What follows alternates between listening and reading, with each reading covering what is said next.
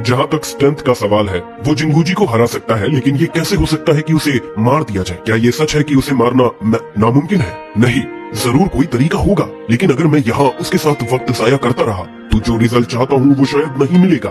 बेहतर होगा कि मैं उसे सील करने की कोशिश करूँ। तोंग शिंगतोंग ने सोचा, उसकी स्ट्रेंथ से जिंगूजी को बार बार मारना कोई बड़ी बात नहीं है, तो जरूर कोई तरीका होगा उसे कंट्रोल करने का। फिर उसे लेबोरेटरी ले जाके साइंटिफिक रिसर्च डिपार्टमेंट को दे दूंगा, जहाँ वो उसका एनालिसिस कर सके। जरूर कोई तरीका होगा उससे डील करने का। ये सोच के टोंग शिंगतोंग ने अपनी कॉम्बैट स्ट्रेटेजी बदल दी। उसने जिंगूजी के रिजरेक्शन प्रोसेस का फायदा उठाते हुए अपने बैकपैक से एक सिल्वर रोप निकाला और जल्दी से उसे बांधना शुरू किया। रिजरेक्शन के दौरान जिंगूजी के पास कोई पावर नहीं थी रेजिस्ट करने की। जैसे ही वो रेजरेक्ट हुआ, उसका शरीर ऑलरेडी टाइटली बंधा हुआ था टोंग शिंगतोंग के हाथ से। तुम मेरे साथ ब्लिजर्ड सिटी वापस चल रहे हो, तुम एक बेकार के कल्टीवेटर हो, टोंग शिंगतोंग ने एक हाथ से जिंगूजी को खींचते हुए ठंडी आवाज में कहा। लेकिन इस वक्त जो जिंगूजी टाइट बंधा हुआ था अचानक से जोरदार हंसने लगा। शुरू में हंसी हल्की सी आवाज थी, लेकिन धीरे धीरे उसकी हंसी और भी बेहया होती गई। तुम क्यों हंस रहे हो? टोंग शिंगतोंग ने भड़क कर पूछा। जिंगूजी ने टोंग शिंगतोंग की तरफ देखते हुए ब्राइट मुस्कान दी,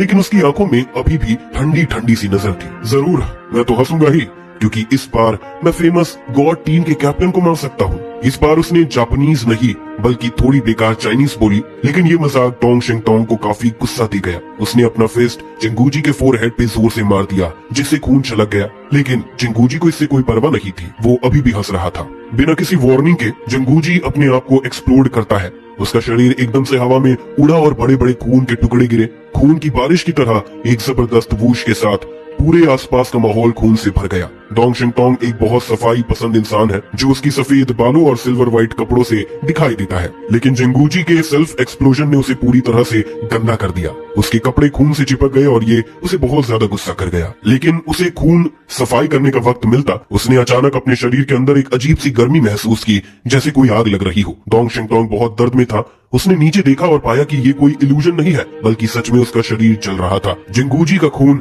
उसके कपड़ों के साथ उसके शरीर तक आ गया था। उसका सिल्वर व्हाइट कॉम्बैट यूनिफॉर्म खून से चिपक गया था और बिल्कुल बेकार लग रहा था। खून जो रंगीन रंग में दिख रहा था, इंसान के शरीर से निकलने पर काला नहीं हो रहा था, बल्कि और भी चमकता हुआ निकल रहा था। फिर वो खून जलती हुई आग में बदल गया और सर्जिंग फ्लेम्स ने टोंग शिंगतोंग को एक फायरमैन बना दिया। टोंग शिंगतोंग ने एक दर्द भरी चीख मारते हुए अपने आप को संभालने की कोशिश की और अपनी सैक्रेड बॉडी ब्लेसिंग को एक्टिवेट करने की पूरी कोशिश की, ताकि वो फीनिक्स फायर के जलते हुए शोले से बच सके। लेकिन आग का तापमान इतना भयंकर था कि वो पूरी तरह से बेहाल हो गया था और अपनी जिंदगी के लिए लड़ रहा था। इस दौरान जिंगूजी ने अपने टूटे फूटे फ्लैश और खून से फिर से उठकर टोंग शिंगतोंग को आग में जलते हुए घूर कर देखा और एक खतरनाक मुस्कान दी। अब तुम्हारी बारी है जलते हुए आग से रिबॉर्न होने की। फीनिक्स की ताकत हर किसी के बस की बात नहीं है। फीनिक्स का खून दुनिया का सबसे खतरनाक फायर पॉइजन है। जिंगूजी ने गुस्सा करते हुए चौक के टोंग शिंगतोंग की तरफ अपनी नंगी बॉडी के साथ दौड़ लगा दी। टोंग शिंगतोंग फीनिक्स फायर के जलते हुए शोलों से लड़ने की कोशिश कर रहा था, लेकिन उस वक्त उसके लिए आंखें खोलना भी मुश्किल हो गया था। लाइफ और डेथ के बीच के इस मुश्किल वक्त में अचानक कुछ उसके दिमाग में आया। साफ था कि अपनी स्ट्रेंथ से वो डेफिनेटली जिंगूजी को हरा सकता था, और अगर उसे मार भी नहीं सकता तो भी पूरी तरह से तैयार होकर उसे सील करना उसके लिए आसान हो सकता था। लेकिन फिर भी उसे ऐसा क्यों लग रहा था कि जैसे दूसरी तरफ वाला उसके बारे में सब कुछ जानता हो और ये पूरा बैटल एक ट्रैप हो। टोंग शिंगतोंग को कुछ न कुछ गलत होने का एहसास हो रहा था। मैं हार नहीं सकता, मेरा एबिलिटी इतना स्ट्रॉन्ग है, मैं कैसे हार सकता हूँ? ये छोटी सी हरकतें मुझे कैसे मार सकती है? जरूर कोई बात है। टोंग शिंगतोंग जब स्ट्रगल कर रहा था तभी फीनिक्स स्क्वाड भी वहाँ आ गई थी। चलो गॉड स्क्वाड के कैप्टन, देखते हैं कौन आखिर तक टिकता है। लेकिन मैं तुम्हें एक चीज याद दिलाता हूँ, मैं मरने के लिए नहीं हूँ। इस दौरान फीनिक्स स्क्वाड का पूरा प्लान था जो टोंग शिंगतोंग को टॉर्चर करने का था। टोंग शिंगतोंग को इस वक्त का एक बात माननी पड़ी, वो ज्यादा देर तक लड़ नहीं सकता था। लेकिन जिंदगी और मौत के बीच उसने एक चीज समझ ली थी, और वो ये था कि इस बैटल में वो क्यों हार गया। ये इसलिए नहीं था कि वो इतना वीक था, बल्कि तभी एक एक्सप्लोजन हुआ।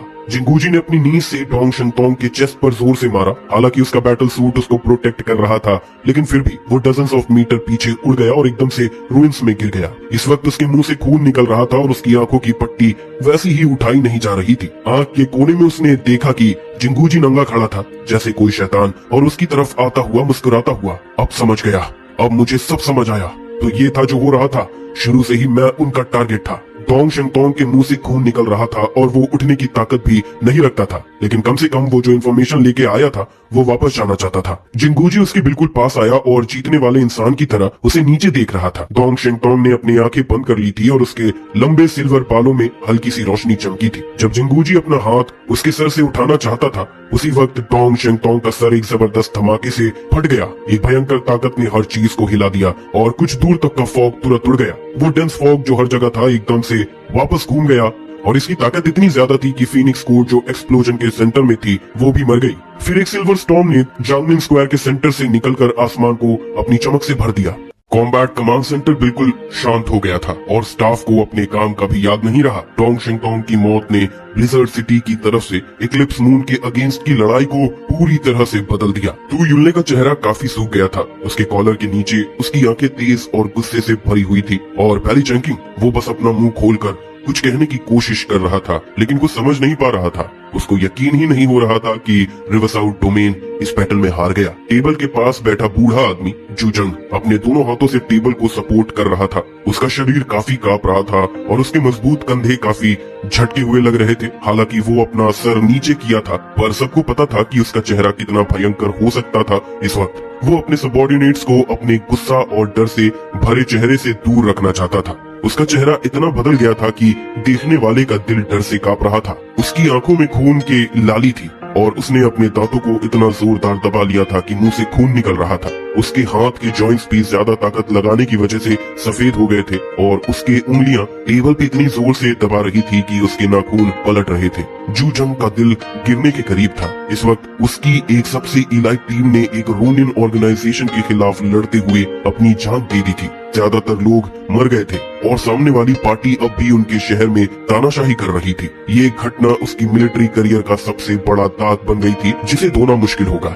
लैंग शिंगचोंग ने जूजंग को थोड़ा चिंतित नजर से देखा। उसे अच्छी तरह से पता था कि इस घटना ने जूजंग को कितना बड़ा झटका दिया है। जूजंग अपना सर नीचे करके एक एक शब्द में बोला, तुरंत तुरंत सभी फौजियों को वापस बुलाओ। जब उसने ये कहा, उसकी आवाज जैसे दरवाजे के झटके से निकल रही थी और उसकी सांस बहुत भारी थी। अगर वो इतने लोगों के सामने नहीं होता तो शायद इस वक्त वो पागल हो गया होता, लेकिन अभी वो ऐसा नहीं कर सकता था क्योंकि लड़ाई खत्म नहीं हुई थी। उसको अपनी जीवित ताकत को बचाना था, चाहे जितना भी दर्द हो। एक लीडर के रूप में उसे उदास नहीं होना था।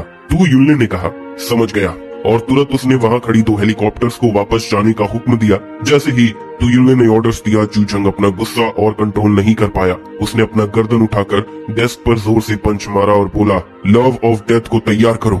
जांगनिन सिटी को गॉड स्क्वाड के मेंबर्स के साथ और उन रोनिन्स के साथ तबाह कर दो। सभी लोग शॉक में थे। डेथ ऑफ लव, उनका अल्टीमेट वेपन, क्या अब इसको यूज करने का वक्त आ गया है? जब इक्लिप्स मून का पहला अटैक हुआ था, किसी ने ये सुझाव दिया था कि इस वेपन को इस्तेमाल करके उन्हें सीधा मिटा दिया जाए, लेकिन जूजंग ने उस समय इस प्रपोजल को मना कर दिया था। लेकिन अब जब वो बिल्कुल गुस्सा था, उसने ये डिसीजन लिया था। वर्क बेंच पर जूजंग का ऑर्डर मिलते ही किसी ने तुरंत लव ऑफ डेथ के लॉन्च चेम्बर को खोलना शुरू कर दिया। कमांड सेंटर में सभी लोग डर से कांप रहे थे। जांगनिन स्क्वायर के बीच फॉग के घेरे से जिंगूजी निकल कर आया। वो थोड़ा कमजोर दिख रहा था, हालांकि वो बार बार जिंदा हो सकता था, लेकिन हर रेजरेक्शन में बहुत ज्यादा ऊर्जा खर्च होती थी। अमर होने का मतलब ये नहीं कि वो सच में अमर है, लेकिन कोई नहीं जानता था कि उसकी सीमा कहाँ तक है। डोंग शिंगतोंग का शरीर अब जमीन पर नहीं दिख रहा था। हाई एनर्जी बॉम्ब ने डोंग शिंगतोंग के शरीर को टुकड़े टुकड़े कर दिया था और जमीन पर एक गहरा गड्ढा दिख रहा था। मैं जीत गया, वो मटर करता है। इसने जीतने का बहुत ज्यादा असर डाला। अगर मैंने डोंग शिंगतोंग की ताकत के बारे में पहले से न जाना होता और तैयारी न की होती, तो इस बार मैं खुद ही उसके हाथ मर गया होता। ब्लिजर्ड सिटी की इन्वेस्टिगेशन टीम के कैप्टन्स सभी मॉन्स्टर्स हैं। जिंगूजी ने गहरी सांस ली और उसका शरीर गर्म लाल शोले से चमक रहा था, जो उसे बहुत ठंड से बचाने में मदद कर रहा था। दूर से मायूमी ताकेउची, जो पहले जमीन पर बैठी थी और डिविनेशन कर रही थी, अचानक अपना मुंह दबाकर बहुत जोर से खांसी। मायूमी ताकेउची ने जल्दी से 40 थिंग्स ने जल्दी से उसे संभाला और देखा कि मायूमी ताकेउची की उंगलियों से ब्राइट रेड खून के धारे निकल रहे थे। उसका चेहरा हर पल और ज्यादा पेल हो रहा था। इस वक्त उसकी त्वचा भी कुछ ट्रांसपेरेंट होने लगी थी, बिल्कुल उस बीमारी की तरह जो ज्यादा खून खो देने से बढ़ जाती है। पूरा हाथ लगातार खून बहते रहने और ठंड के जहर की वजह से नीला और पेल हो गया था और वो बेकार हो गया था। और फिर खून मायूमी ताकेउची के मुंह से लगातार बह रहा था। 40 थिंग्स को अचानक कुछ याद आया। तुमने अपना खून ज्यादा खर्च किया होगा कैप्टन की मदद करते हुए, है ना? मायूमी ताकेउची ने अपने हाथ से 40 थिंग्स को पकड़ा और उससे कहा, जल्दी सबको यहाँ से तुरंत निकलने के लिए कह दो, यहाँ से निकल जाओ, एक बहुत बड़ा खतरा आ रहा है। 40 थिंग्स ने मायूमी ताकेउची के चेहरे पर चिंता देखकर तुरंत समझ लिया। उसने अपनी आंखें बंद की और इक्लिप्स मून के सभी जीवित सदस्यों से कांटेक्ट करना शुरू किया, उन्हें जल्दी से इकट्ठा करने और यहाँ से निकलने को कहने लगा। जिंगूजी भी बिना देर किए वहाँ पहुँच गया। 40 थिंग्स के शब्दों को सुनकर उसने बिना किसी झिझक के कहा, लगता है सामने वाली पार्टी मास डिस्ट्रक्शन वेपन्स का इस्तेमाल करने वाली है, जल्दी यहाँ से निकल जाओ। जिन्हें भी 40 थिंग्स का सिग्नल मिला वो तुरंत वापस निकलने लग गए। जब सब इक्लिप्स मून के मेंबर्स इकट्ठा हुए तो उन्होंने देखा कि इस लड़ाई में उन्होंने 5 लोगों को खो दिया है, जो बहुत दुख भरा था। ऐसा नतीजा किसी ने नहीं सोचा था, क्योंकि पहले जब वो मायूमी ताकेउची की भविष्यवाणी के हिसाब से काम करते थे कभी कोई नहीं मरता था, लेकिन इस बार उन्होंने अपनी टीम के लगभग आधे मेंबर्स को खो दिया था। सब लोग थोड़े कंफ्यूज थे, लेकिन अब मायूमी ताकेउची बेहोश हो गई थी और उनके पास कोई तरीका नहीं था उससे सवाल करने का। बस वो उसकी भविष्यवाणी पर चल रहे थे और सभी ने डिसाइड किया कि पहले इस भूतिया जगह से निकलते हैं। 40 थिंग्स ने कार ढूंढना शुरू किया और फिर सभी टीम मेंबर्स ने कार में बैठकर जंगलिन स्क्वायर को बिना रुके छोड़ दिया। जैसे ही वो निकल रहे थे डोर से हेलीकॉप्टर के पंखों की आवाज सुनाई देने लगी। जिंगूजी अपने आप को रोक नहीं पाया और आसमान की तरफ देखने लगा। उसे एक एहसास हो रहा था कि वो जल्दी ही इन लोगों से फिर मिलने वाला है। क्या एक दुख भरी लड़ाई थी, इतने सारे लोग मर गए, हम और नहीं लड़ सकते। उसने कहा, टीम लीडर अब हमें क्या करना चाहिए, क्या हमें आगे बढ़ना चाहिए? फेंग हुआन ने सवाल किया। फेंग हुआन ने जिंगूजी की तरफ देखा और पूछा, तुम क्या सोच रहे हो? जिंगूजी ने अपना एक हाथ कार की विंडो पर रखा और उसकी नजर मायूमी ताकेउची पर थी। इस लड़ाई में उसने अपनी ताकत काफी ज्यादा खर्च कर ली।